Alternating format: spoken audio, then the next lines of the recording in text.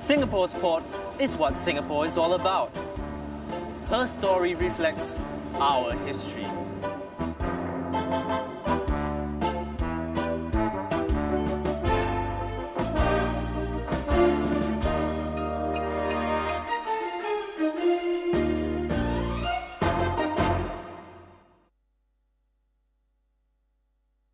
Like many other stories, our port story has a very humble beginning. It all started here, at the mouth of the Singapore River, about 180 years ago.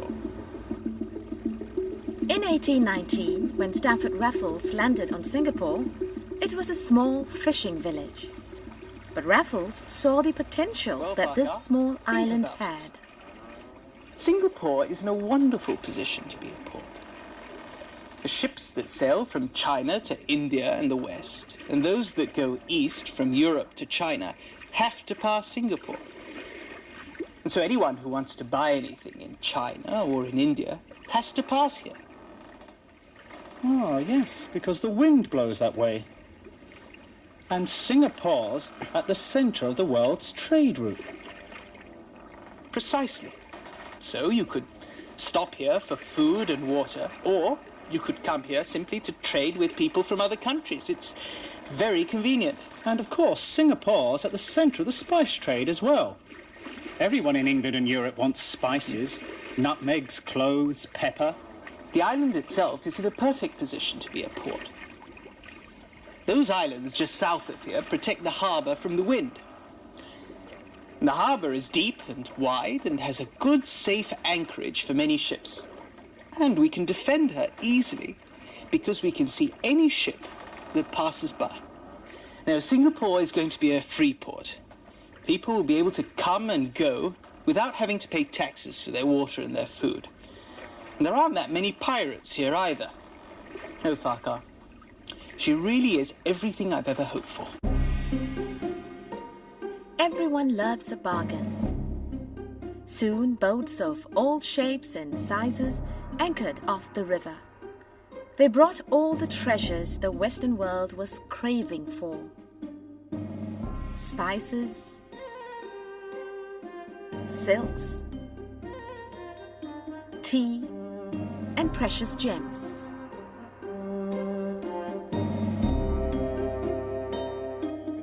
Traders were happy to store their goods and do their business in the new settlement.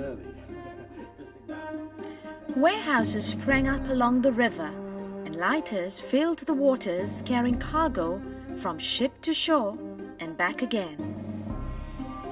For more than 100 years, Singapore was the entrepot port in the region, right up until the Second World War.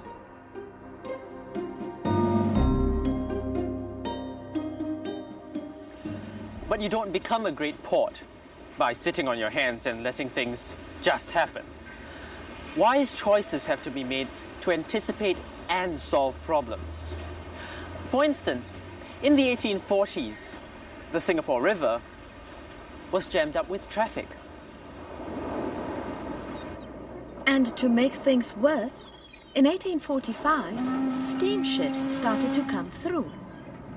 These ships ran on coal, and they needed a lot of it. There was simply no space along the river to store coal along with everything else. The answer?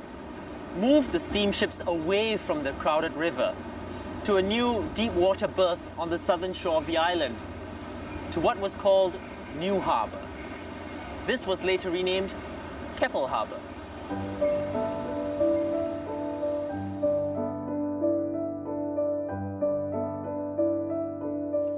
In the next 50 years, private shipping companies built strings of coal stores, wharves, warehouses, and docks along the harbour. Swamps were filled up and roads were built on the new land. Businesses flourished, and New Harbour soon became the gateway to the port of Singapore. The New Harbour got another boost in 1869 when the Suez Canal was opened. Through the Suez Canal, ships took 1/3 of the usual time to sail to the east, and they no longer had to make the long and dangerous journey around Africa.